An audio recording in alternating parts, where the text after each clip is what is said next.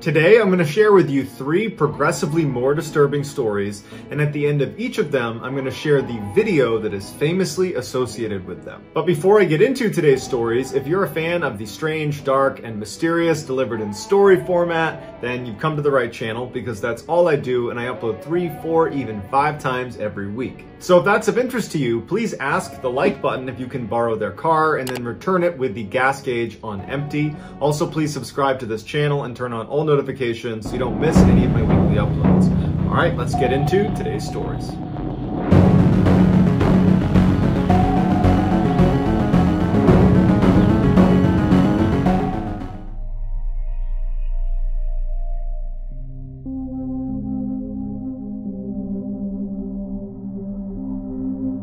Oksana Malaya was born November 4th, 1983 to very poor and alcoholic parents in the Ukraine. In the winter of 1986, when Oksana was only 3 years old, in a drunken stupor, her parents forgot about her outside in the cold of winter. And because she was locked out, instinctively she crawled towards the nearest source of warmth, which was the family's kennel where a whole bunch of dogs were sleeping. And incredibly, once she crawled inside of this kennel, not only did the dogs allow her to sleep there that night, but they kind of embraced her as one of their own. The next day, Oksana did not go back in the house, and her parents seemingly did not notice her absence. And over the next 5 years, Oksana would stay with this family of dogs, essentially living like she was part of their pack, which meant over those 5 very formative years from ages 3 to 8 years old, Oksana had almost no interaction with humans. Oksana rapidly learned how to behave like a dog and began only walking on all 4s. She would bark instead of try to speak, and she would eat raw meat. By the early 90s, Oksana no longer identified as a human. She identified as a dog. And it was in the early 90s when a passerby happened to see Oksana running around on all 4s in the back of her house in the woods, and they called the police, wondering what was wrong with this person. The police show up, and Oksana's dog family runs out and starts barking at the police to protect Oksana, and Oksana would start barking ferociously to protect herself from being captured. But eventually the police would use meat to lure the rest of the dogs away so they could retrieve the child. When she was taken into custody, doctors saw that she not only had forgotten how to walk on 2 legs, she also couldn't speak. And doctors were concerned that because she had had almost no exposure to human language for all those formative early years, that she might not actually have the capacity to speak anymore. Oksana was taken to an orphanage where she would eventually learn how to walk on 2 legs, and amazingly, she would learn how to speak. But despite these incredible gains she made towards re-entering society, her experience living with the dogs had really left a mark on her. Although she could speak, she could only speak in monotone with no rhythm and no intonation, and it was actually difficult to follow what she was saying because of that. A psychologist did an assessment of Oksana and determined that her mental capacity was only that of a 6-year-old, despite being a young adult at the time of this assessment. By the time she was 22 years old and had more or less re-entered society, she finally was able to have a boyfriend, and he didn't know much about her past. But when she decided to show him how easy it was for her to run around and bark like a dog, it apparently scared him, and he broke up with her and did not see her again. Today, Oksana lives on a farm taking care of animals, and she was recently interviewed on a Ukrainian talk show where she says she no longer wants to live like or act like a dog, she just wants to be a person. Here is some footage of Oksana Malaya acting like a dog.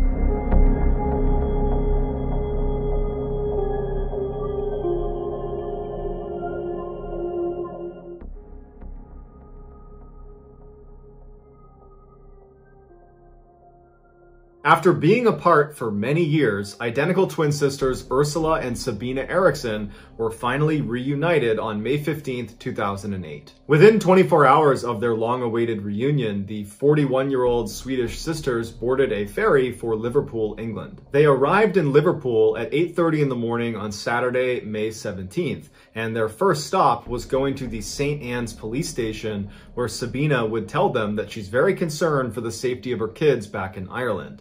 The police would say, okay, we'll follow up, and they got in touch with their counterparts in Dublin, Ireland, who went over to the house and everything was fine. So the women leave the police station on foot and they make their way over to a bus stop, and they ultimately board a bus bound for London at about 11:30 in the morning. So they get in the bus and they start moving, and the driver asks them to take their luggage and put it in the luggage hold. But the women aggressively refuse to give up their luggage. And in fact, they start clutching their luggage against their chest. So the driver starts to feel really uncomfortable about having these two women on the bus, and ultimately decides to just pull over at a service station outside of the city and tell them to get off the bus. They get off, and the driver ends up calling the police and telling them there's something weird going on with these two women. I don't know what's inside their bags, but you might want to come check it out. As it happened, there was already a police officer at this service station who came right over to the women and started talking to them as the bus driver took off. During their conversation, the police officer felt like these two women were not a threat to anybody, and it was just a big misunderstanding, and they let them go. So the officer leaves, and these two women who don't have a car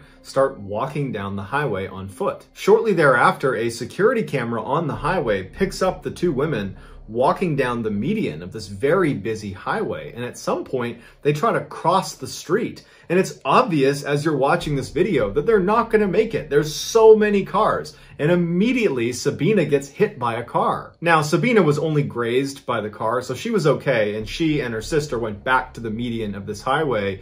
But enough motorists saw this happen that they called the police. And it just so happened that the responding patrol car that was in the area was being shadowed by a film crew that was filming for a TV show called Traffic Cops. So this patrol car shows up with cameras rolling, and they're able to get the sisters from the median over to the shoulder on the other side of the road. And they're talking to them like, what's going on? What are you doing here? And on camera, everything seems totally fine. Like, there is no major issues here. These women were just stranded and were making some bad decisions walking down a highway on foot. Then all of a sudden, Ursula turns away from the officers and tries to run into traffic. And there are cars whizzing by. They have not stopped traffic. And one of the officers manages to grab her arm, but only gets her jacket, which she's able to wriggle out of before launching into traffic, literally leaping into traffic, and gets hit by a huge truck going 60 miles an hour and gets thrown down the road. Literally a second later, as everyone's like, what is going on?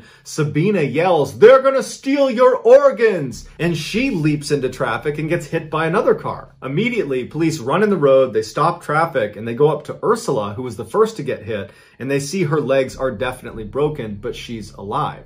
As for Sabina, she was totally unconscious, and they didn't know if she was going to make it. When the paramedics finally show up, Ursula, who has the broken legs, fights to sit up, and they're trying to tell her, like, lay down, you're hurt, you have shattered legs, you're lucky to be alive, lay down. She's not listening. In fact, she's violently trying to sit up, and she starts spitting at the paramedics and the police and screaming obscenities at them like they're trying to hurt her. And they're like, we're the police, we're the paramedics, we're trying to help you. At the same time, Sabina regains consciousness, and even though paramedics and police are trying to keep her laying on the ground, she begins fighting her way up and is pushing the police off of her, and finally stands up and literally squares off with one of the police officers and decks her in the face before running down the road. Police would have to run down the road after her and literally surround her as she's got her fists up like she's going to fight anybody that touches her, and they would have to tackle her to the ground and put her in handcuffs just to keep her from hurting herself. Both sisters would be transported to the hospital, and when they got there, they both apparently were acting normal again. Ursula, because of her broken legs, would be admitted to the hospital, and apparently she would stay normal and would eventually make a recovery and would be released. There were no charges pressed against her. As for Sabina, the doctors checked her out, and she didn't appear to have any injuries. So they released her, and she was brought to the police station to be charged for punching the police officer in the face. That day, Sabina would plead guilty to her charges and would be sentenced to 1 day in custody that she served that night. The next day, she was released. So Sabina leaves the police station on foot, and later that night, she's walking down the road when she sees two men walking towards her who were named Glenn and Peter. She stops them and she says, "Hey, I'm looking for a bed and breakfast. Are there any good ones nearby?" And Glenn would say, "You know, it's funny, I own a bed and breakfast. You can stay at mine." Initially, Sabina seemed hesitant, like perhaps this was a trap, but ultimately she agrees, and the three of them go back to Glenn's B&B. Once they got there, Sabina apparently was constantly looking out all of the windows, acting very paranoid, And then at one point, she offers the men a cigarette, and the men accept, and she hands them their cigarette, and she's about to light their cigarettes when she suddenly snatches them out of their mouths and says, "Oh, these might be poisoned," and she throws them in the trash. Just before midnight, Peter leaves, and Glenn and Sabina go to sleep in their respective rooms. The next day, Glenn gets up to make tea and food for Sabina, who's downstairs in the kitchen, but Glenn realizes he's out of tea bags. So he goes outside and he hollers to his neighbor Frank and says, "Hey, can I borrow some tea bags?" Frank gives him the tea bags. Glenn goes back inside. About a minute later, Frank recalls seeing Glenn stagger out of the B&B, clutching his stomach, screaming, "She stabbed me." And apparently his last words were, "Frank, take care of my dog," before he ultimately died. Frank immediately calls the police, and Sabina immediately leaves the B&B and takes off running. She gets to a highway and she's running along the side of this highway, and a motorist named Josh sees Sabina running, and she's clutching a hammer that she's repeatedly hitting herself in the head with as she's running. Josh drives well past her and gets out to try to intercept her, but as she's running past him, she pulls a roof tile out of her pocket and throws it and hits Josh in the head. She runs past Josh, who's now clutching his head and can't stop her. She gets to this bridge that overlooks another road, and she leaps off. It's 40 feet to the ground, and when she hits the ground, she breaks both ankles and fractures her skull, but she lives and narrowly escapes being hit by another car. Eventually, police and paramedics are called, who transfer Sabina to a hospital where she once again is acting totally normal. Nothing like the crazy person that killed Glenn or was throwing roof tiles just hours earlier. Sabina would ultimately be arrested for murdering Glenn, and she would plead guilty to manslaughter, but she gave absolutely no explanation of why any of this happened. It was like she didn't understand and was a different person now. The defense claimed that although Sabina certainly killed Glenn, she should have diminished responsibility because she was suffering from a condition known as folie à deux. It's a French term that means madness of two, and basically it only presents itself in identical twins where one twin has a psychotic break and they transmit their insanity to the other twin. And amazingly, the prosecution accepted this claim, and they only gave Sabina 5 years for her crimes. Sabina would serve her 5-year sentence and was released in 2011, and to this day is a free woman. Here are some highlights from that film crew that captured Ursula and Sabina acting totally crazy on the side of the highway.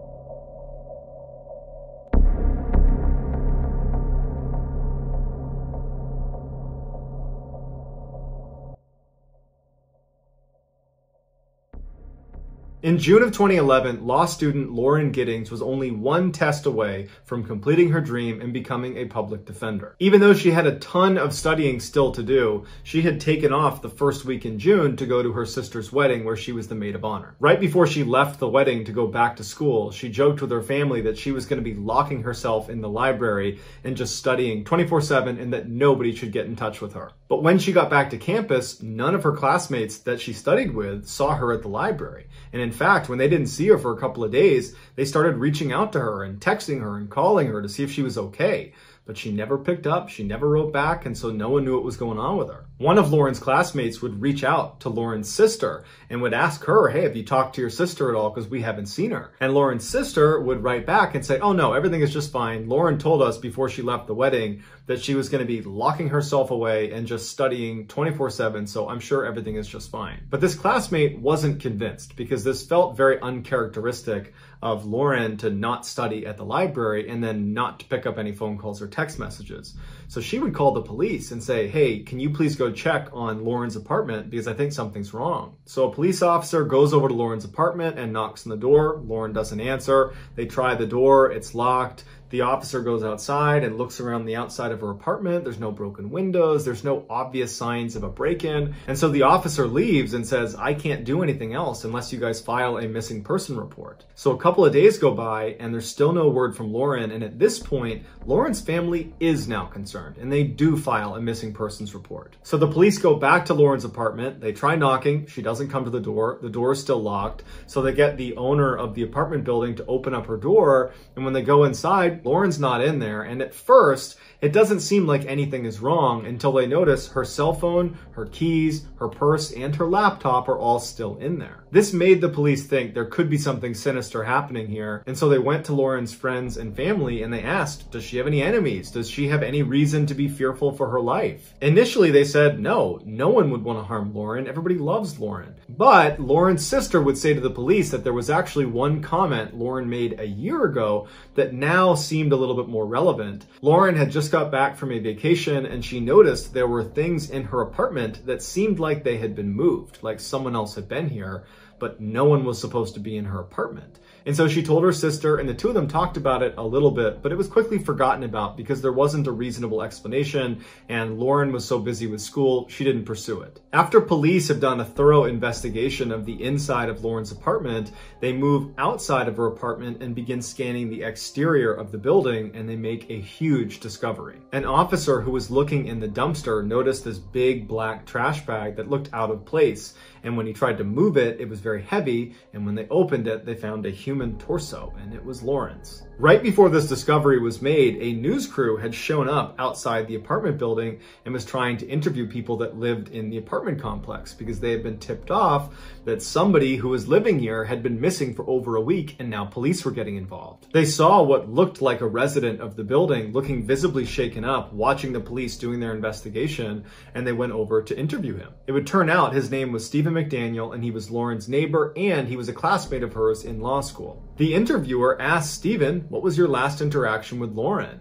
And Stephen became really focused on how he had not seen her in the last week. And in fact, speaking on behalf of my other classmates, no one's seen her. She must have just vanished. As they're doing this interview, right on the other side of a bush, this police officer discovers Lauren's torso, and the news kind of gets out to the interviewer, they've found a body. And the interviewer says out loud to Stephen, it looks like they found a body. And Stephen just completely changes and he goes, a body?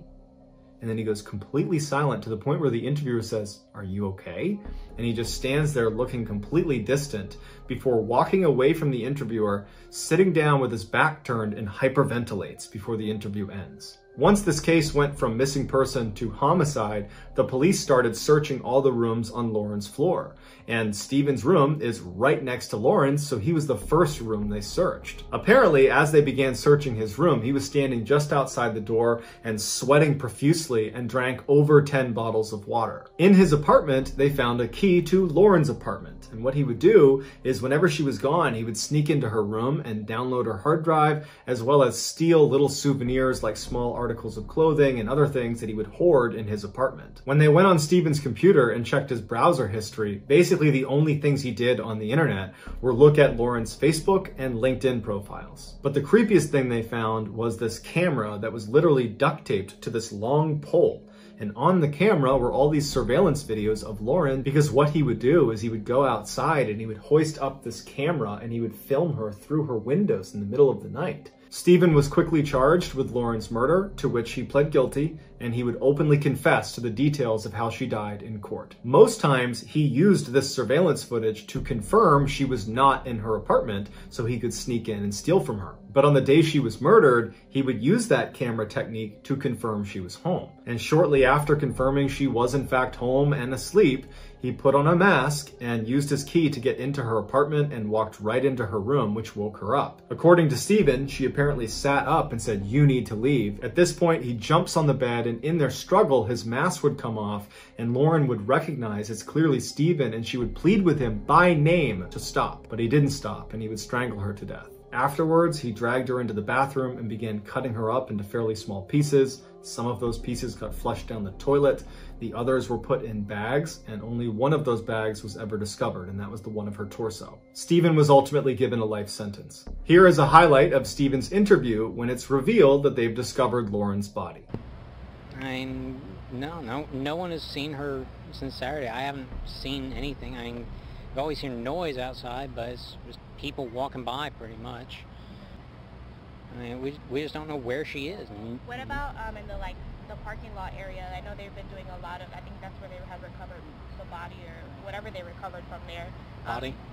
Had you seen anything there? Had you seen anything there? I mean, we don't know if this is the same person. You know what I mean? Like, they took out a body there earlier. We don't know if it's the same person or not. So that's why we're trying to ask people if they know who lived there. Are you okay, sir? I think I need to sit down. Okay.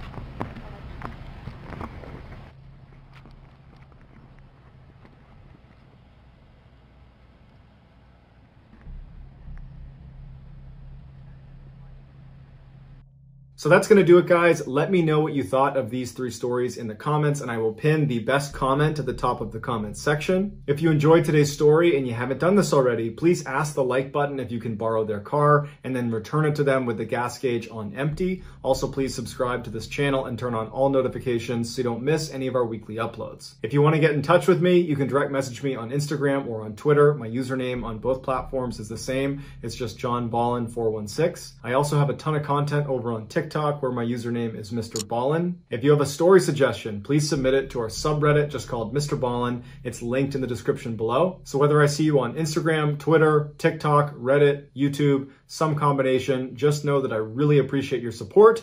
And until next time, guys, that's going to do it. See ya.